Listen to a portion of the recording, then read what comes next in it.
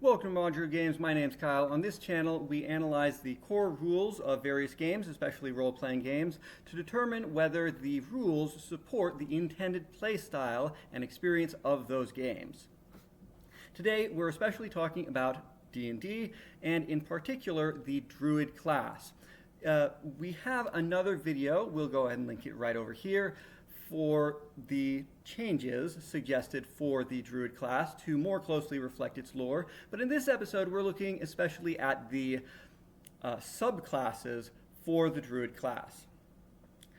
For the subclasses of a Druid, they're called Druid circles. And when I think of circles in context to these Druidic subclasses, I think of cycles, like the cycle of the moon. The circle of the moon is very clearly the full moon, the half moon, the new moon, the half moon, and the full moon again. It goes in a cycle. But the Druid of the land, the circle of the land, that's much less clear. What circle does the land go in? Well, fortunately, there's an alternative. It's called the Circle of the Seasons. It's a little bit different, and it's pretty easy to tell how the Circle of the Seasons would be a cycle. You get increased spellcasting ability, and your spell list is going to depend not on the type of land, but on the time of year, the seasons. So the same Druid will have a different spell list depending on what time of year it is. Okay, those are the two core subclasses that are presented in the player's handbook. But are there any others that are particularly notable or worth talking about? Well, one subclass that gets a lot of attention, it isn't necessarily popular, people seem to complain about it a good bit, but a lot of people are aware of the Circle of Spores Druid. Now, I'm not sure what type of cycle has to do with spores either, but the Circle of Life and Death most certainly could adopt many of the features associated with the Spores Druid. Now, there is a cycle having to do with the tides, so we could have a circle of the tides, but if you're not playing in an aquatic or seafaring adventure, that doesn't seem terribly applicable. Putting that in the core book doesn't make a lot of sense. But there is the idea of the Circle of the Stars, or as I would call it, the Circle of the Ages, looking to the stars to try to divine the future, which is a practice that many ancient cultures did have and would fit very well with the themes of a Druid. Talking about the first of the subclasses for a Druid, we're going to tackle the subclass which is most famous and most well recognized in 5th edition, and that is the Moon Druid. In the core changes to the game, we mentioned Wild Shape, that it needed a few adjustments to work a little bit better. Reviewing over those changes, when you assume Wild Shape, you will no longer assume the hit points of the creature you're transforming into. Instead, you'll retain your normal hit points as Druid. Also, you will retain your ability to speak while in Wild Shape. Those make for a pretty dramatic change to the Moon Druid by themselves. But there was another important change with Wild Shape, and that is that it is not a required feature for the Druid.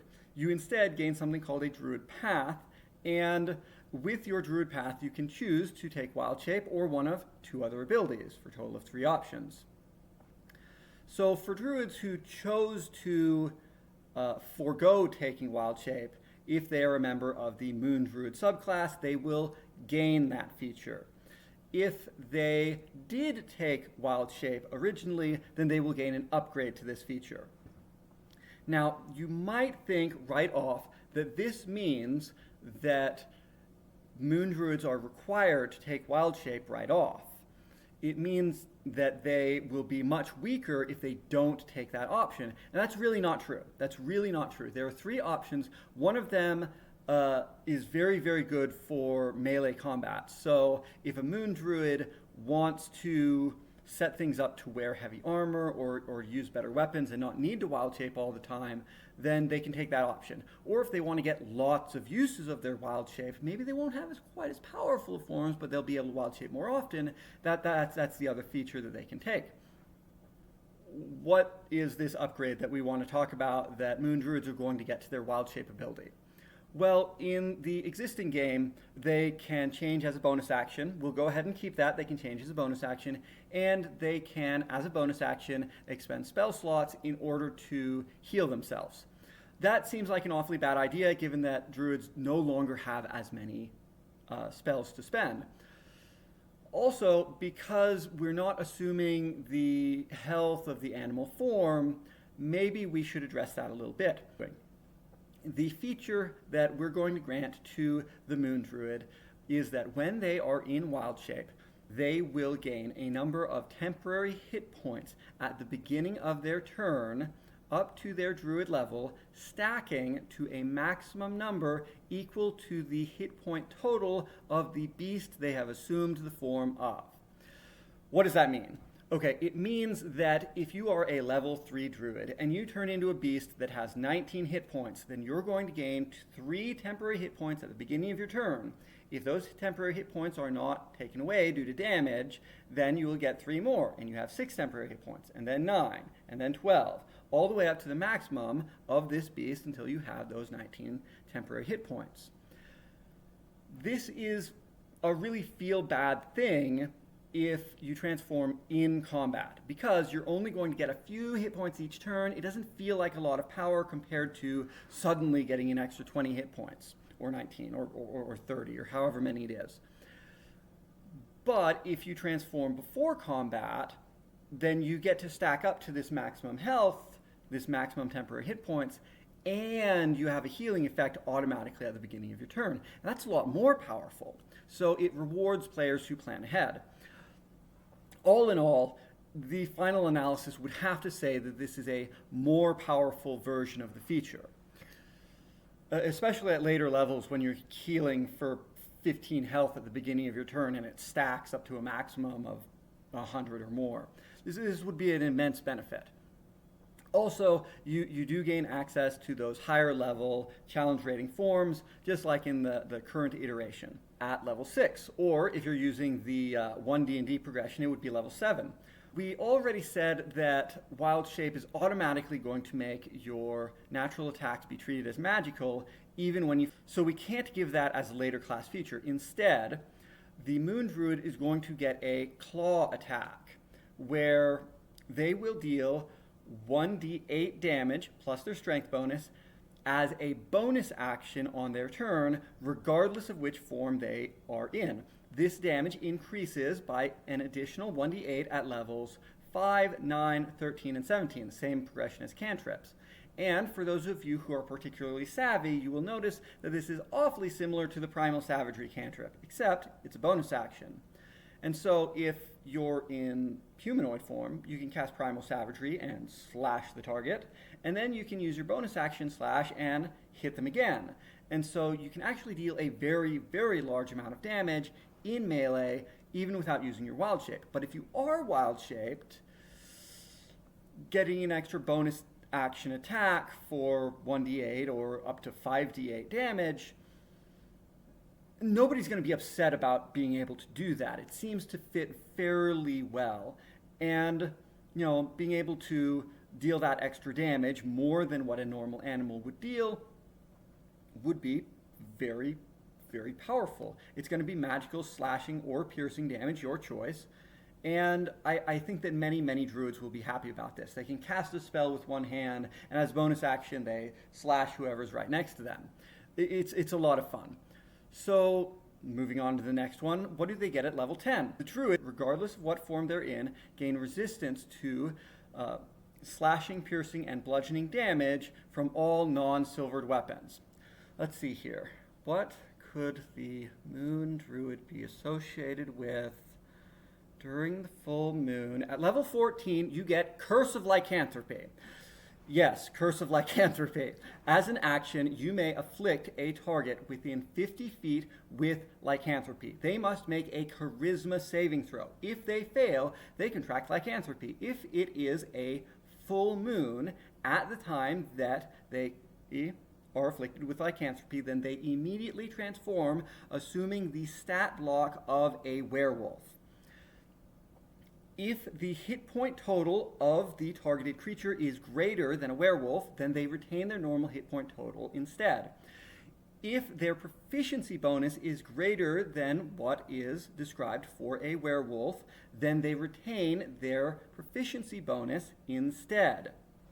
Many people have complained that the rules about werewolves are an absolute nightmare for D&D 5.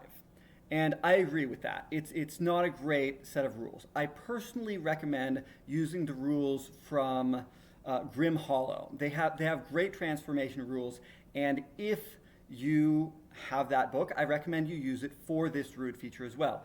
But if we're sticking as close as we can with the core rules that are already written for this game, you will assume the stat block of a werewolf. If this is used on a creature while it is not the full moon, then the Druid has the choice to cause them to immediately transform or for the effect to lie dormant until the next full moon.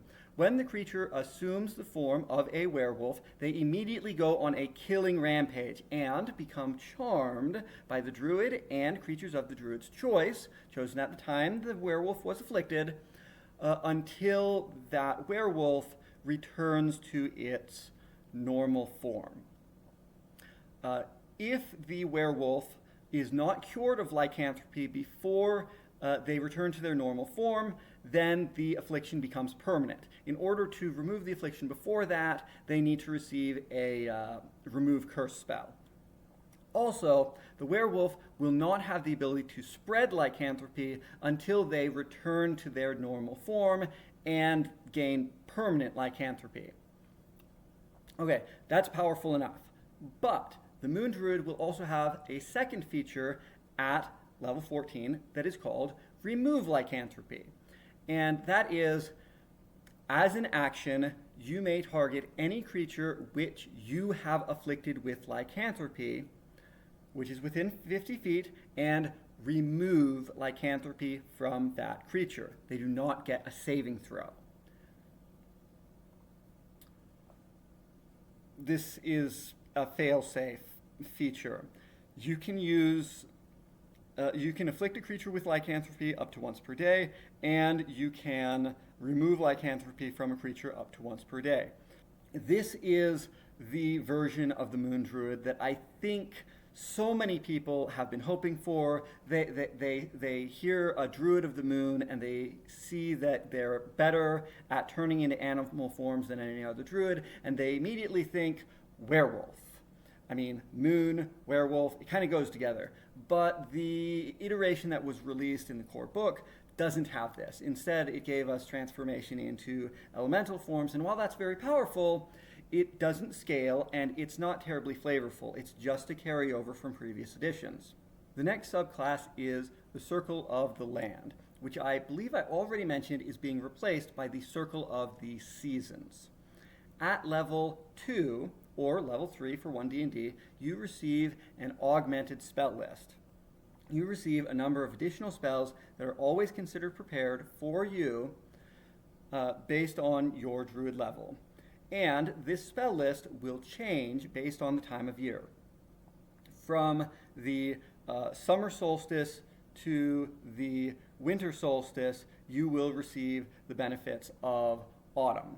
From the winter solstice to the summer solstice, you'll receive the benefits of spring. From the spring equinox to the autumn equinox, you'll receive the benefits of summer. And from the autumn equinox to the spring equinox, you'll receive the benefits of winter. This means that on most days of the year, you will receive the benefit of 2 different seasons. But if you're actually on the equinox or the solstice, you will receive the benefit of 3 seasons, not 2. Also,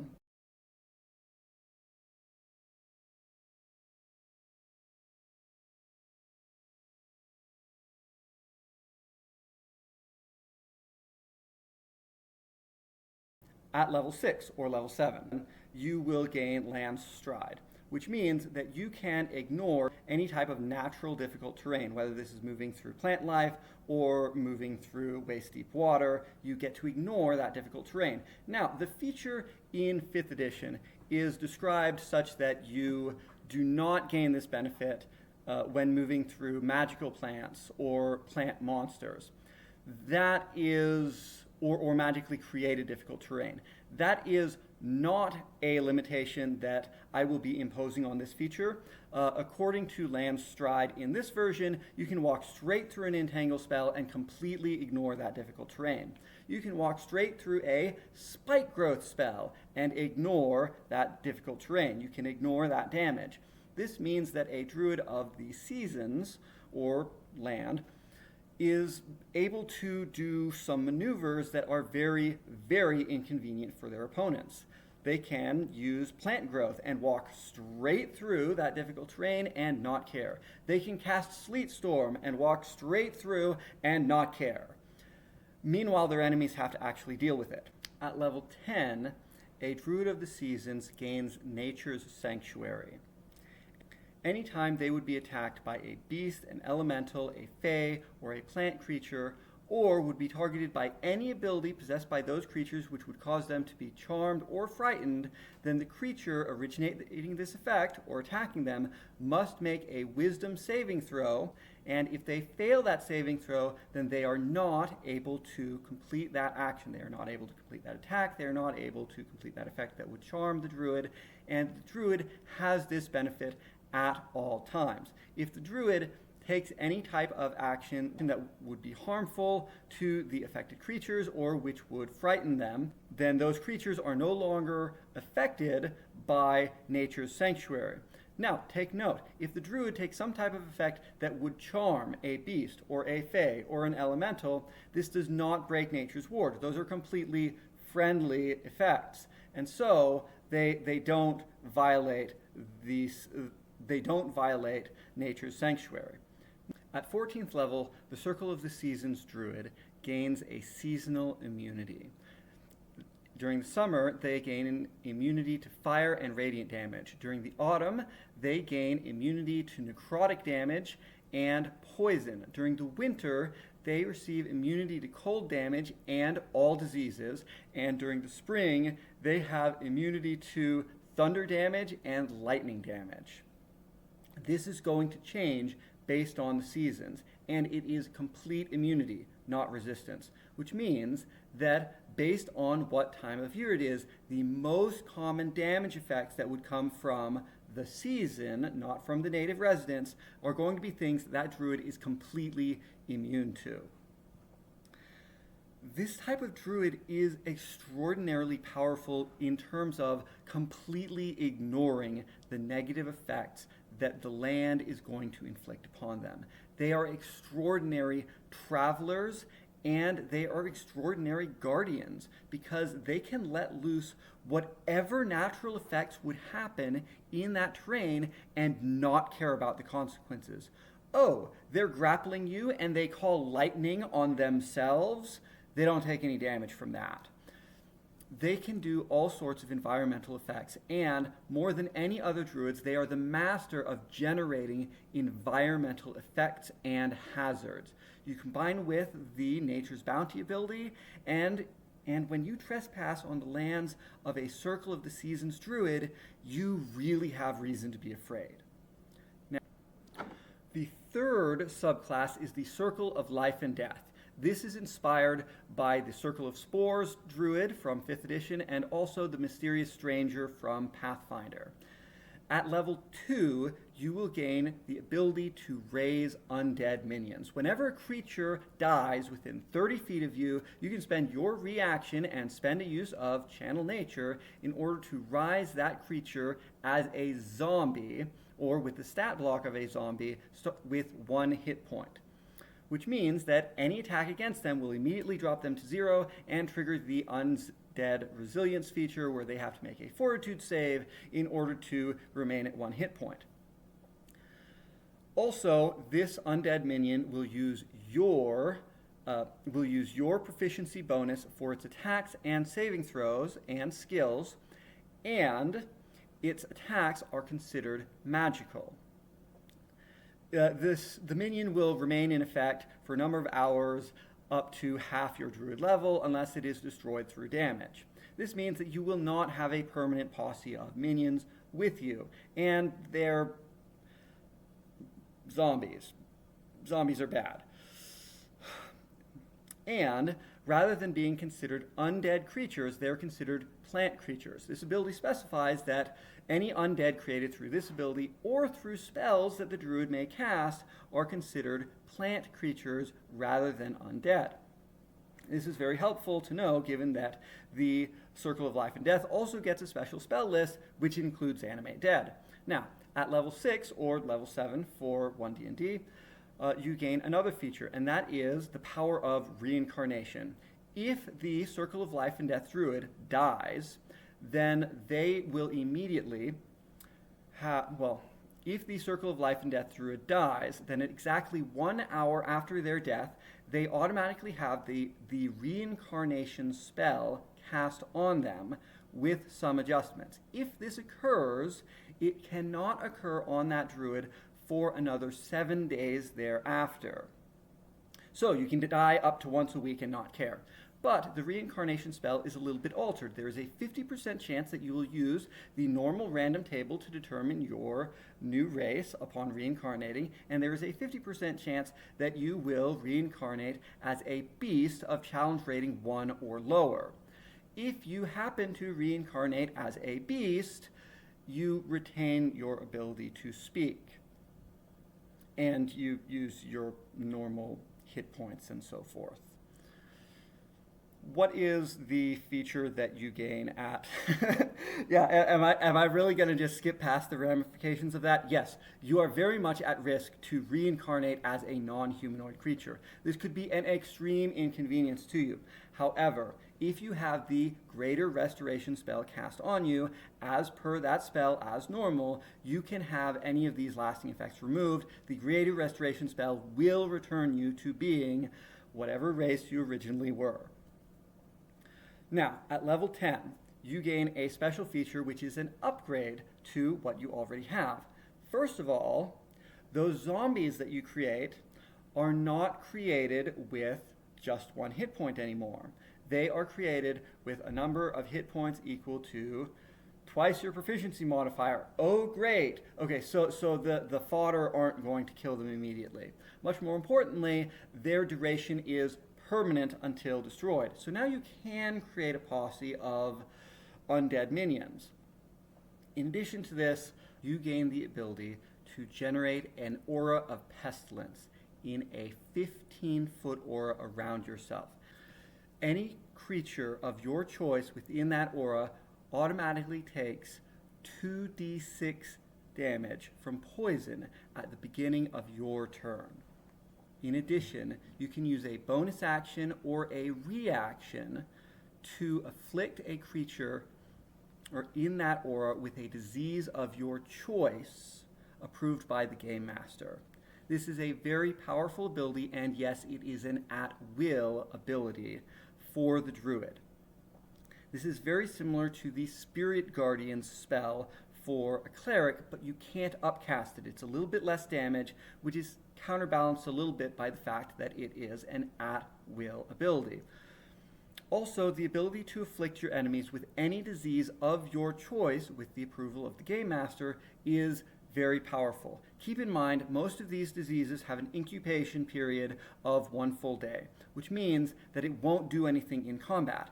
But if you think that those people are going to escape, or maybe you just want to declare that your aura doesn't deal any damage. It only deals damage to creatures of your choice. So maybe it doesn't deal any damage to anyone, but it does allow you to spread the diseases you choose to the targets you choose.